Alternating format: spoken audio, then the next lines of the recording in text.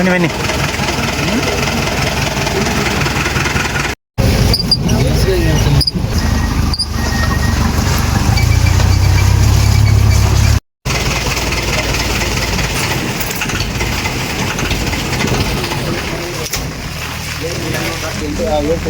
ಇನ್ನೊಂದು ವಿಶ್ವನಾಥ್ ಗೌಡ್ರಿ ಅಂತ ಒಂದು ಮನೆ ಇರುತ್ತೆ, ಒಂದು 8 ಮನೆ ಇರುತ್ತೆ. ಅಲ್ಲಿ ಹೋಗಲಿಕ್ಕೆ ಸರಿ ಪ್ರೆಸೆಂಟಾಗಿ ಇದೇ ಕಾಲದಲ್ಲಿ ಸರ್ ಗುಜರಾತ್ನಲ್ಲಿ ಇಲ್ಲಿಂದ ಹೋಗಿ ನಾಳೆಯಲ್ಲಿ ಮರಗಳು ಹಾಕಿ ಹಾಕೊಂಡು ಹೋಗ್ತಾರೆ. ಇಲ್ಲಿ ರಸ್ತೆ ಇನ್ನು ಒಬ್ಬರು ಇದು ಮಾಡ್ಬೇಕಾದ್ರೆ ಇರುತ್ತೆ. ಇಲ್ಲಿಂದ ಹೋಗಿ ಆ ಗುಡ್ಡ ಬರುತ್ತೆ, ಅಂಗಡಿಯಿಂದ ಹಣಕ್ಕೆ ಜಾಯಿನ್ ಮಾಡೋಕ್ಕೆ ಈಗ ರಸ್ತೆ ಅಲ್ಲಿಂದ 2 ವರ್ಷ ಆಯ್ತು ಇವರು ಇಲ್ಲಿ ವಾಸ ಮಾಡ್ತಾರೆ. ಮೂಲ ನಿವಾಸಿಗಳು ತಾತ ಮುತ್ತಾತ ಕಾಲದಿಂದ ಅವ್ರಿಗೆಲ್ಲ ಆಧಾರ್ ಕಾರ್ಡು ಎಲ್ಲ ಎಲ್ಲ ಒಂದು ಸಡ್ಡು ಮನೆಗಳು ಕಟ್ಕೊಂಡಿದ್ದಾರೆ. ಒಂದು ಅರ್ಧ ಎಕರೆ 20 ಗಂಟೆ 1 ಎಕರೆ 1.5 ಎಕರೆ ಜಮೀನು ಮಾಡ್ಕೊಂಡು ಹೇಳಿರೋದ್ರಿಂದ ಮಣ್ಣಿನ ರಸ್ತೆ ಏನಿದ್ರು ಪಂಚಾಯತಿಲಿ ಬೇಸಿಗೆಯಲ್ಲಿ ಮಾತ್ರ ರೆಡಿ ಮಾಡ್ಬೋದು. ಇಲ್ಲಿದೆ ಗ್ರಾಮ ಪಂಚಾಯತಿ ಫಂಡ್ಸಿಂದ ಯಾವುದು ಎಲ್ಲ ಮಾಡ್ತೀವಿ ಸರ್. ಏನಾಗುತ್ತೆ ಅಂದರೆ ಹಿಡುವಳಿ ಜಾಗದ ಮಧ್ಯ ರಸ್ತೆ ಹೋಗಿರೋದ್ರಿಂದ ನಾವು JCB ಬೇಸಿಗೆಯಲ್ಲಿ ಮಾಡ್ತೀವಿ. ಬೇಸಿಗೆಯಲ್ಲಿ ಮಾಡಿದ್ದು ಒಂದು ಮಳೆ ಬರುತ್ತೆ, ಈ ಮಳೆಯಲ್ಲೆಲ್ಲ ಓಡಾಡೋಕ್ಕಾಗಲ್ಲ. ಈ ಥರ ಇದೆ. ಇಲ್ಲಿ ವರ್ಷದಲ್ಲಿ ಎಷ್ಟು 4 ತಿಂಗಳು 5 ತಿಂಗಳು ಮಳೆ ಒಂದು ಸಾರಿ ಮಾಡಿದ್ರೆ ಒಂದು ಇಲ್ಲ ಸರ್, ಇಲ್ಲಿ ಜಾಸ್ತಿ ಇನ್ನು ಸ್ಟಾರ್ಟ್ ಆಗುತ್ತೆ ಸರ್. ಹೆಚ್ಚಿನ ಮಳೆ ಬರುತ್ತೆ. 140 ಇಂದ 160 ಮಧ್ಯೆ ಇದೆ. ಈ ವರ್ಷ 200 ಇಂಚು ಆಗಿದೆ. ಮತ್ತೆ ಸ್ಕೆಚಲ್ಲಿ ರೋಡ್ ಇದೆಯಲ್ಲ? ಹಾಂ ಇದೆ ಸರ್. ಇಲ್ಲಿ ಹೋಗಿ ಇಲ್ಲ ನಮ್ಮ ಗ್ರಾಮ ನಕಾಶೆಯಲ್ಲಿ ಸ್ಕೆಚಲ್ಲಿ ರೋಡ್ ಇದೆಯಾ? ಇದೆ ಸರ್, ಇದೆ. ಇದ್ರ ಮೇಲೆ ಮಾಡಲೇಬೇಕಿದೆ. ಯಾಕಂದರೆ ಎಷ್ಟೋ ಜನ ಇಲ್ಲಿ ಮತ್ತು ಅವರಲ್ಲಿ ವಾಸ ಇದ್ದಾರೆ ಅಂದರೆ ಪಬ್ಲಿಕ್ ರೋಡನ್ನು ರೋಡ್ ಕ್ರಿಯೇಟ್ ಮಾಡಬೇಕಾಗ್ತದೆ. ಸರ್ಕಾರದ ಕರ್ತವ್ಯ ಆಗ್ತದೆ. ಅದನ್ನು ಮಾಡೋ ಕ್ರಮ ನೀವು CC ರೋಡ ಮಾಡಬೇಕಿದೆ. ಸಿಮೆಂಟ್ ಇದು ನಿಮಗೆ ಟಾರ್ ರೋಡ್ ಸರಿಯಾಗಲ್ಲ. CC ರೋಡ ಎಷ್ಟು ಗ್ರಾಂಟ್ ಬರ್ತದೆ? ಒಂದು ಅರ್ಧ ಕಿಲೋಮೀಟ್ರ್ ಗಟ್ಟಲೆ ಮಾಡ್ಕೊತೀವಿ. ಎಷ್ಟು 7 ಕಿಲೋಮೀಟ್ರ್ ಆಗುತ್ತೆ ಅಲ್ಲಿಗೆ. ಫಂಡ್ಸಲ್ಲಿ ಏನೋ ಸ್ವಲ್ಪ ಅವ್ರು ಇಲ್ಲೊಂದು ಸೇತುವೆ ಇದೆ. ಸೇತುವೆಗೆ ಒಂದು 40 ಲಕ್ಷ ಅಂದರೆ ಕೊಟ್ಟಿದ್ದಾರೆ. ಅದು ಅಮೌಂಟ್ ಸಾಕಾಗಲ್ಲ ಅಂತ ಹೇಳಿ ಮನವಿ ಕೊಟ್ಟಿದ್ದೀವಿ. ಮೊನ್ನೆ ಬಂದೆಲ್ಲ ಪರಿಶೀಲನೆ ಮಾಡಿ ಹೋಗಿದ್ದಾರೆ. ಮೊದಲು ಈ ರೀತಿ ಸೇತುವೆನೂ ಆಗುತ್ತೆ. ನಾವು ಅಲ್ಲಿ ಮೊನ್ನೆ ಅವರು ಹುಡುಗ ಸತ್ತಿದ್ದು ಅಷ್ಟರಲ್ಲೇನೋ ಆಯಿತು ಅಂತ ಇಲ್ಲ ಸರ್, ಮನೆಯಲ್ಲಿ ಹುಷಾರಿಲ್ಲಾಗಿತ್ತು. ಹಾಸ್ಪಿಟ್ಲ್ ತಗೊಂಡು ಹೋದ್ರು, ಹಾಸ್ಪಿಟ್ಲಲ್ಲಿ ಡೆತ್ ಆಯಿತು. ಆಮೇಲೆ ಅಲ್ಲಿಂದ ರಾತ್ರಿ 11:30 ಕಿಲೋಮೀಟರ್ ಆಗುತ್ತೆ ಸರ್. ಕಳಸ ಹಾಸ್ಪಿಟ್ಲಿಗೆ ಹಾಸ್ಪಿಟ್ಲಿಂದ ಮತ್ತೆ ನದಿ ಪಾಸ್ ಆಗುತ್ತೆ. ಇದರಲ್ಲಿ ಇಲ್ಲ, ಏನು ಹೋಗಲ್ಲ, ಮನುಷ್ಯರು ಮಾತ್ರ ಇದರಲ್ಲಿ ಹೋಗಿ ಬಡಿಗೆ ಹಾಕಿದ್ದಾರೆ ಹಳ್ಳಕ್ಕೆ. ಅದ್ರ ಮೇಲೆ ದಾಟ್ಬಿಡ್ತಾರೆ. ಇಂಥದ್ದು 4 ಹಾಕಿದ್ದಾರೆ, ಅದ್ರ ಮೇಲೆ ದಾಟ್ಬಿಡ್ತಾರೆ. ಈ ವೆಹಿಕಲ್ ಹೋಗ್ಬೇಕಂದ್ರೆ ಇದರಲ್ಲೇ ಹೋದರೆ ಇವ್ರ ಮನೆ ಹತ್ರ ಬೇಸಿಗೆಯಲ್ಲಿ ಒಂದು 4 ದಿವಸ ಹೋಗುತ್ತೆ, ಆಮೇಲೆ ಹೋಗೋದು. ಅದೇ ನಾನು ಎಷ್ಟು ಗ್ರಾಂಟ್ ಬೇಕಾಗುತ್ತೆ ಅನ್ನೋದಕ್ಕೆ ಈ 3 ಕಿಲೋಮೀಟ್ರಿಗೆ ಎಷ್ಟು ಅಮೌಂಟ್ ಬೇಕಾಗುತ್ತೆ ಅನ್ನೋದಕ್ಕೆ ಸಬ್ಮಿಟ್ ಮಾಡಿದೆ ಸರ್. ಎಷ್ಟು ಬೇಕಾಗ್ಬೋದು? 1,81,000 ಬೇಕಾಗುತ್ತೆ ಸರ್. ನಾನು CC ರೋಡಿಗೆಲ್ಲ 1,81,00,000 ಸರ್. 1,81,00,000 ಲಕ್ಷಕ್ಕೆ ನಾವು ಪ್ರಪೋಸಲ್ ಸಬ್ಮಿಟ್ ಮಾಡಿದ್ದೀವಿ ಸರ್. ಜೊತೆಗೆ ನಮ್ಗೆ ಅಲ್ಲಿ ಒಂದು ಸಣ್ಣದೊಂದು ಕಾಲ್ ಸೇತುವೆ ಮಾಡೋದಕ್ಕೋಸ್ಕರ ರೋಡ್ ಇಲ್ಲ ಸರ್. ಇದು ರೋಡ್ ಇರೋದು. ರೋಡ್ ಈ ಕಾಲ್ದಾರಿಗೆ ಒಂದು ಸೇತುವೆ. ರೋಡ್ ಆಯಿತು. ಅನಧಿಕೃತ ಓಡಾಡಲಿಕ್ಕೆ ಶಾರ್ಟ್ ಕಟ್ ಅಂತ ಮಾಡ್ಕೊಂಡು ಮುಖ್ಯವಾಗಿ ಸರ್ ಈಗ 1 ಇಯರ್ ಆಗಿದೆ ಸರ್. ಭಾಳ ವರ್ಷ ಆಯ್ತಲ್ಲ, ಎಷ್ಟೋ ವರ್ಷದಿಂದ ಇದಾರಂತೆ. ಅಲ್ಲ, ತುಂಬ ವರ್ಷದಿಂದ ನಾವು ಪ್ರಪೋಸಲ್ ಕೊಡ್ತಾನೆ ಇದ್ದೀವಿ. ಸಮಸ್ಯೆಗಳನ್ನ ಪ್ರತಿಯೊಂದು ಏನು ಪ್ರತಿ ವರ್ಷನೂ ಪ್ರಪೋಸಲ್ ಪಂಚಾಯತಿಯಲ್ಲಿ ಮಾಡೋಕ್ಕೆ ಅಸಾಧ್ಯ. ನೀವು ಏನೇನು ಸರ್ಕಾರಕ್ಕೆ ಮನೆ ಕೊಟ್ಟಿದ್ದೀರಾ, ತಹಸೀಲ್ದಾರ್ ಕೊಟ್ಟಿದ್ದೀರಾ, ಅಥವಾ ಏನು ಡಿಪಾರ್ಟ್ಮೆಂಟ್? ಅವತ್ತಿನ 5 ವರ್ಷಕ್ಕೆ ಆದ್ಮೇಲೆ ಯಾರು MLA ಇರ್ತಾರೆ ಹಾಗೆ ಆಗಿ ಕೊಡ್ತಾ ಬಂದಿದ್ದೀವಿ. MLA ಕೊಟ್ಟಿದ್ದಾರೆ ಸರ್, MP ಕೊಟ್ಟಿದ್ದೀವಿ. ಎಲ್ಲರಿಗೂ ಸಿಗ್ಬೋದಾ? ಅಯ್ಯೋ, ಆಮೇಲೆ ಕೊಟ್ಟಿದ್ರು. ಮನವಿ ಎಷ್ಟು ವರ್ಷದಿಂದ ಕೊಟ್ಟಿದ್ದಾರೆ, ಈ ಥರ ಬೇಡಿಕೆ ಯಾವ ಥರ ಯಾವಾಗ ಇಟ್ಟರು ಅನ್ನೋದು ನನಗೆ 15 ವರ್ಷದಿಂದ ಈಚೆ. 15 ವರ್ಷದಿಂದ ಈಚೆ. ಇಲ್ಲ, ಅದು ಒಂದೊಂದು ನೀವು ಯಾವಾಗ ನಮ್ಮದು ಪ್ರಪೋಸಲ್ ನಾನು ತಹಸೀಲ್ದಾರ್ ತಲುಪಿಸ್ತೀನಿ ಸರ್. ತಹಸೀಲ್ದಾರ್ ಸ್ವಲ್ಪ ಇವತ್ತಿದ್ದು ಇದೊಂದು ಸೇತುವೆ ಎಷ್ಟಾಗುತ್ತೆ ಅಷ್ಟರ ಮಾಡಬೇಕಾಗಿತ್ತಲ್ಲ. ಅವರು ಅದು ಮಾಡಿದೆ ಸರ್. ಅದು ಮೋಟ್ರ್ ಬೋಲ್ ಆಗಲ್ಲ ಸರ್. ಅಂದರೆ ಫಿಲ್ಲಿಂಗ್ ಮಾಡಬೇಕಾಗುತ್ತೆ, ಅದೆಲ್ಲ ಅಮೌಂಟ್ ಎಲ್ಲ ಕಡಿಮೆ ಇತ್ತು ಸರ್. ನಾವು ಆ ಕಡೆ ಈ ಕಡೆ ಬುಟ್ಮೆಟ್ ಹಾಕ್ಬಿಟ್ಟು ನಾವು ಮೇಲೆ ಡೆಸ್ಟೇಬ್ ಹಾಕ್ಬಿಟ್ರೆ ಮತ್ತೆ ಈಗ ಸುಮಾರು ಒಂದು 10 ಲಕ್ಷ ಮೇಲೆ ಎಂಬಕ್ಮೆಂಟ್ ಮಾಡಲಿಕ್ಕೆ ಬೇಕಾಗುತ್ತೆ ಸರ್ ಅದು.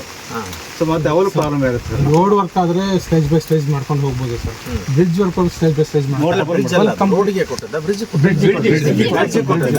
ಅಟ್ ಎ ಟೈಮ್ ಮಾಡ್ಬೇಕಾಗಿತ್ತು. ಹೋಗ್ಲಿಕ್ಕೆ ಆಗೋದಿಲ್ಲ. ಅದನ್ನ ನಾವು ಬೊಂಬೆ ಮೇಲೆ ಇಟ್ಟೋದು ಅಲ್ಲೇ ತಾನೆ ಬೊಂಬೆ ಕಾಲ್ದಾರಿ ಶಾರ್ಟ್ ಕಟ್.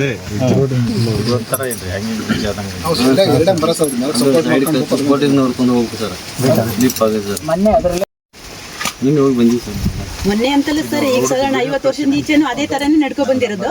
ರಿಪೋರ್ಟ್ ಕೊಡ್ತೀನಿ ಅಂತ ಎಷ್ಟು ಸಾಧ್ಯದ ಅಷ್ಟು ಬೇಗ ಗ್ರ್ಯಾಂಟ್ ಬಿಡಲಿಕ್ಕೆ. ಯಾಕಂದರೆ bridge road at a time ಆದರೆ ಒಳ್ಳೆಯದು.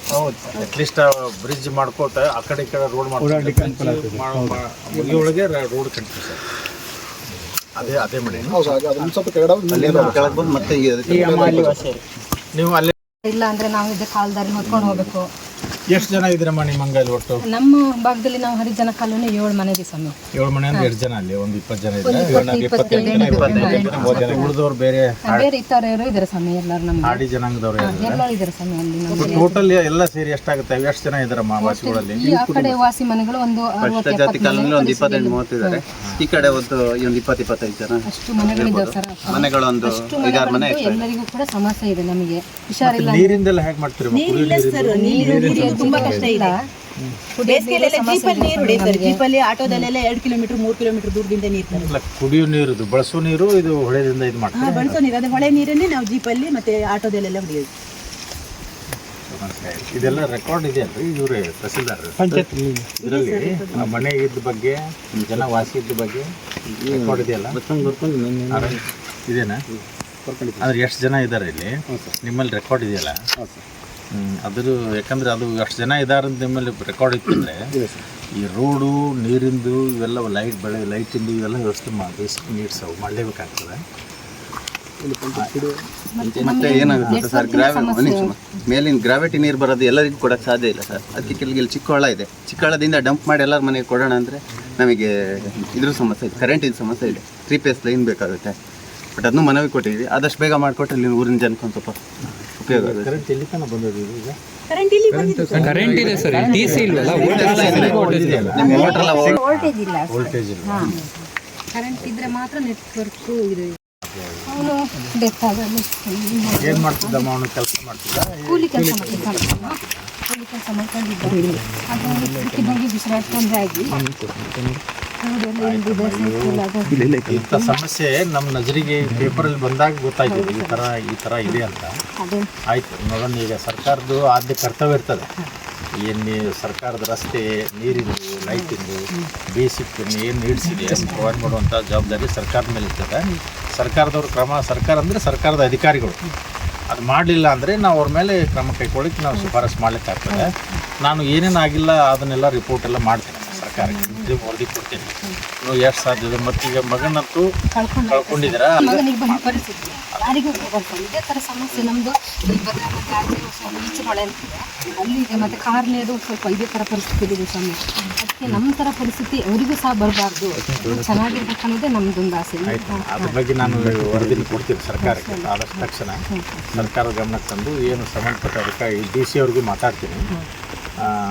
ಡಿ ಸಿ ಅವ್ರಿಗೆಲ್ಲ ಮಾತಾಡಿ ಏನು ಸಾಧ್ಯದ ಮಾಡೋದು. ಮತ್ತು ಸ್ಥಳೀಯ ಶಾಸಕರದು ಆಮೇಲೆ MP ಅವ್ರ ಕಡೆಯಿಂದ ಏನೇನು ಫಂಡ್ಸು ಅವರು ಇದರಲ್ಲಿ ಫಂಡ್ಸಲ್ಲೂ ಕೆಲವು ಫಂಡ್ಸ್ ಡೈವರ್ಟ್ ಮಾಡ್ಬೋದು ಇಂಥವಕ್ಕೆಲ್ಲ ಪಬ್ಲಿಕ್ ವರ್ಕೆ. ಆಮೇಲೆ ಇವನ್ ನೋಡೋಣ, ನಾನು ಮಾತಾಡಿ ಡಿ ಸಿ ಅವ್ರ ಜೊತೆ CSR ಫಂಡಿಂದ ಮಾಡಿಸ್ಬೋದು. CSR ಫಂಡ್ಸ್ ಕೆಲವು ಕಾಫಿ ಫ್ಯಾಕ್ಟ್ರಿ ಅವರೆಲ್ಲ ಇರ್ತಾರಲ್ಲ, ಅವರು ಎಷ್ಟೋ ಪರ್ಸೆಂಟ್ ಇದು ಮಾಡ್ತಿರ್ತಾರೆ. ಇಂಥ ರೋಡ್ ವರ್ಕ್ಗೆ, ಚಾರಿಟೇಬಲ್ ವರ್ಕ್ ಯಾವುದೇ ಥರ ಯೂಸ್ ಮಾಡ್ಬೋದು. ನಾನು ಮಾತಾಡ್ತೀನಿ, ನಾನು ತಿಳಿಸ್ತೇನಂತೆ. ತುಂಬ ದುರ್ಗಮ ಸ್ಥಿತಿ ಇದೆ ಅದು. ಇಲ್ಲಿ ಹೋಗಿ ಬರಲಿಕ್ಕೆ ವೆಹಿಕಲ್ ಹೋಗೋಕ್ಕಾಗಲ್ಲ, ಇನ್ನು ನಡ್ಕೊಂಡು ಹೋಗೋದಂತ ತುಂಬ ಕಷ್ಟ. ಮತ್ತು ಆ ಭಾಗದ್ದು ತುಂಬ ಮಕ್ಕಳು ವಿದ್ಯಾಭ್ಯಾಸ ಇಲ್ಲ ಸರ್. ಕಾರಣ ಇಷ್ಟೇ, ವ್ಯವಸ್ಥೆ ಸರಿ ಇಲ್ಲ, ವಿದ್ಯಾಭ್ಯಾಸನೇ ಇಲ್ಲ. ಸ್ಕೂಲ್ ಎಷ್ಟು ದೂರ ಆಗುತ್ತೆ ಇಲ್ಲಿ? ಸರ್ ಇಲ್ಲೊಂದು ಸ್ಕೂಲ್ ಇತ್ತು, ಓದಿ ಹೋಯ್ತು. 10 ಕಿಲೋಮೀಟ್ರು 12 ಕಿಲೋಮೀಟ್ರ್. ಈಗ ನಾವು ಜೀಪ್ ನಿಲ್ಸಿದ್ರಲ್ಲ, ಅಲ್ಲೇ ಒಂದು ಸ್ಕೂಲು,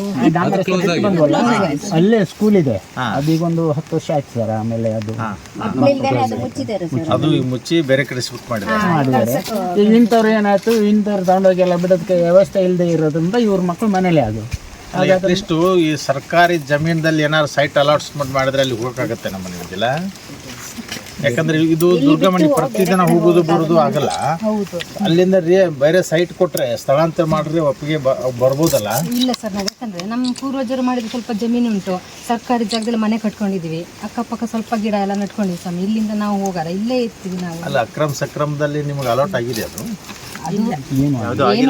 ಅಲ್ಪ ಸ್ವಲ್ಪ ಮಾಡ್ಕೊಂಡಿದ್ದಾರೆ. ಅವ್ರ ಜೀವನಕ್ಕೆ ಒಂದಷ್ಟು ಹಣಕಾಸಿಗೆ ಆಗುತ್ತೆ. ನಾವು ಮನೆ ಮಾಡ್ತಿದೀವಿ ಅಲ್ಲಿ. ಮತ್ತೆ ಇದು ಫಾರೆಸ್ಟ್ನವ್ರು ಬಂದು ಈ ಜಾಗದಲ್ಲಿ ಮನೆ ಮಾಡಬೇಡಿ, ಕಿತ್ತಾಕ್ತೀವಿ ನಾವು ಅಂತ ಬೈತಾರೆ. ಫಾರೆಸ್ಟ್ ಲ್ಯಾಂಡ್ ಅದು ಲಾ ಭಾಳ ಸ್ಟ್ರಿಕ್ಟ್ ಇದೆ ಸರ್ಕಾರಿ ಜಮೀನಿದ್ರೆ ಇದನ್ನು ನೀವು ಅಕ್ರಮ ಸಕ್ರಮ ಏನೋ ಆಗಾಗ ಸರ್ಕಾರದವ್ರು ಸ್ಕೀಮ್ ತರ್ತಾರೆ, ಅದರಲ್ಲಿ ಪರಿಶಿಷ್ಟ ಜಾತಿ ವರ್ಗದವ್ರು ಮಾಡಿ ಅದನ್ನು ಅವ್ರು ಅಕ್ರಮ ಸಕ್ರಮ ಮಾಡ್ತಾರೆ.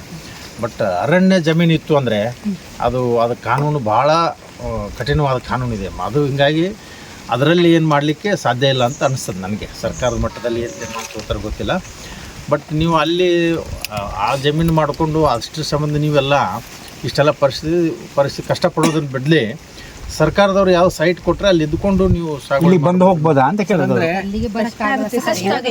ರಸ್ತೆ ನೆಟ್ವರ್ಕ್ ಅದೊಂದು 3 ಮಾಡಿಕೊಟ್ರೆ ನಮಗೆ ಜೀವನಕ್ಕೆ ನಮ್ಗೆ ಸಾಕು, ಚೆನ್ನಾಗಿ ಇಲ್ಲೇ ಆಗುತ್ತೆ ಸರ್. ಬೇರೆ ಏನೋ ಊರಿಂದ ತುಂಬ ವರ್ಷದಿಂದ ಇದ್ದಾರೆ. ಅವರಿಗೊಂದು 2 ಎಕರೆ ಅದು ಅಂದರೆ ಭೂಮಿ ಹುಲ್ಲು ಕರಮಂದಿಯಲ್ಲಿ ಇದೆ, ಅದೇನು ಫಾರೆಸ್ಟ್ ಅಲ್ಲ, ಜಮೀನಲ್ಲೇ ಬರ್ತದಂತೆ.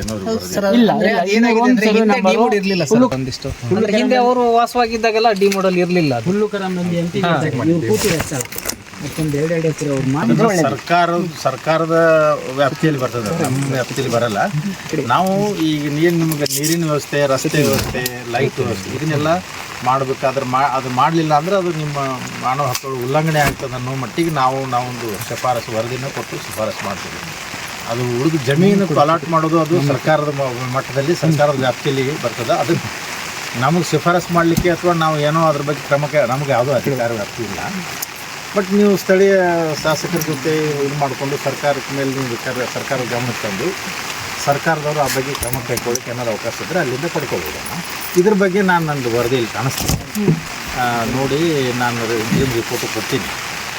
ಸರ್ಕಾರದವರು ಆದಷ್ಟು ಬೇಗ ಈ ಬಿಟ್ಟು ಉಳಿದ ಸಮಯದಲ್ಲಿ ಕಾಂಕ್ರೀಟ್ ರೋಡ್ ಮಾಡಲಿಕ್ಕೆ, ಆಮೇಲೆ ನೀರಿನ ವ್ಯವಸ್ಥೆ ಮಾಡಲಿಕ್ಕೆ, ಲೈಟಿನ ವ್ಯವಸ್ಥೆ ಮತ್ತು 3 ಫೇಸ್ ಏನು ಹೇಳ್ತಿಲ್ಲ ಅದು ಟವರ್ ಬರೋದಿಲ್ಲ ಅಂತಂದರೆ ಅದ್ರ ಬಗ್ಗೆ ನಾನು ಬೇಕಾದ್ರೆ ನಾನು ಬರ್ತೀನಿ. ಆಯ್ತು, ಹೋಗೋಕ್ಕಾಗಲ್ಲ ಅದಕ್ಕೆ ಆಯ್ತಮ್ಮ.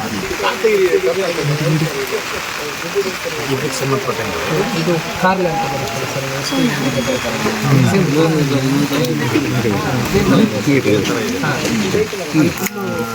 ಏನಾಯ್ತು ತೊಗೋತೀನಿ, ಇದು ರಿಜಿಸ್ಟರ್ ಮಾಡ್ತೀನಿ. ನಮ್ಮಲ್ಲಿ ಮಾನವ ಹಕ್ಕುಗಳ ಆಯೋಗದಲ್ಲಿ ವರದಿ ಕಾಲ್ಫಾರ್ ಮಾಡಿ ಮುಂದಿನ ಕ್ರಮಕ್ಕೆ ಆಯಿತು.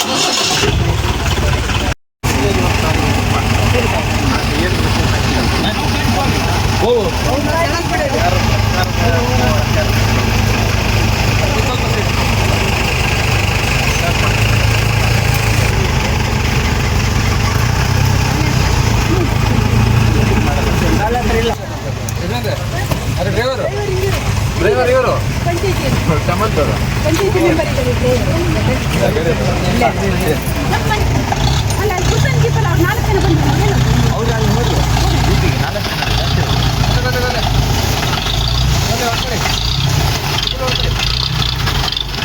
ಅದು ಓಮಿನಿ ಯಾರು ನಿಂದ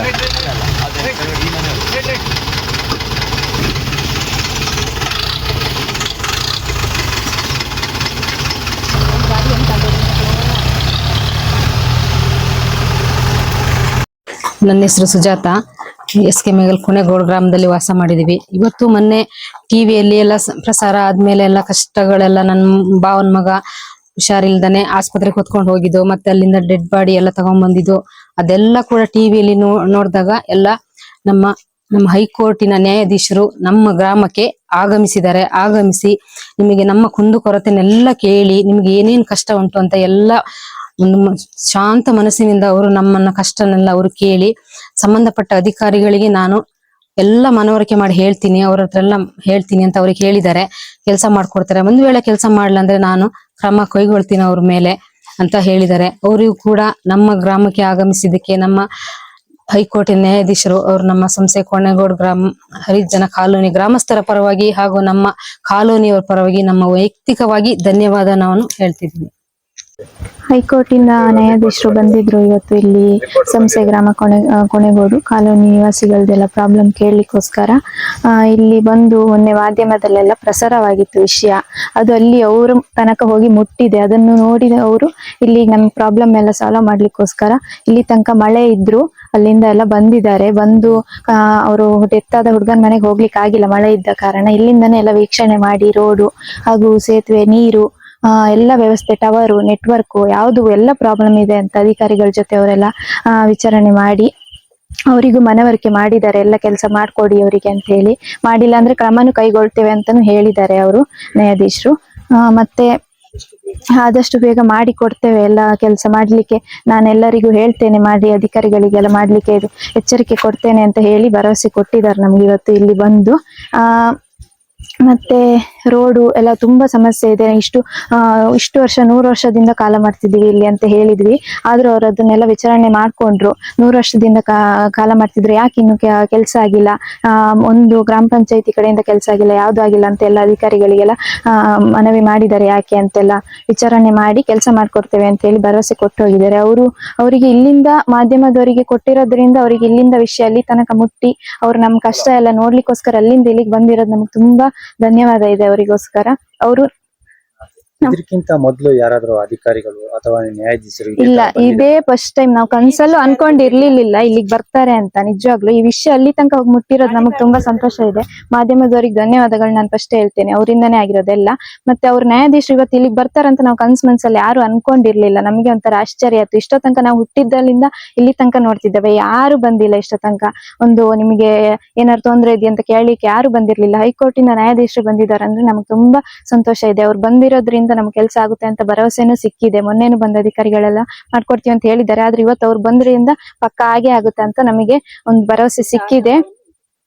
ಇಲ್ಲಿ ಒಂದು 30-40 ಮನೆ ಇರೋದ್ರಿಂದ ಎಲ್ಲರೂ ಬಂದು ಅವ್ರ ಜೊತೆ ಮಾತಾಡಿ ನಮ್ ಕಷ್ಟ ಏನು ತೊಂದ್ರೆ ಏನೇನು ಉಂಟು ಎಲ್ಲ ಹೇಳಿದ್ದೇವೆ ಅವರಿಗೆ. ಅವರೆಲ್ಲದನ್ನು ನಾನು ಯಾವುದೇ ಕುಂದು ಕೊರತೆ ಇಲ್ದಂಗೆ ಎಲ್ಲದನ್ನು ಮಾಡ್ಕೊಡ್ತೀವಿ ಅಂತ ಭರವಸೆ ಕೊಟ್ಟು ಹೋದ್ರು. ನಮ್ಗೆ ಇವಾಗಷ್ಟೇ ಜಸ್ಟ್ ಈ ಮಳೆ ಇದ್ರು ಬಂದು ಎಲ್ಲ ಕೆಲಸ ಮಾಡ್ಕೊಡ್ತೀನಿ ಅಂತ ಹೇಳಿದ್ದಾರೆ.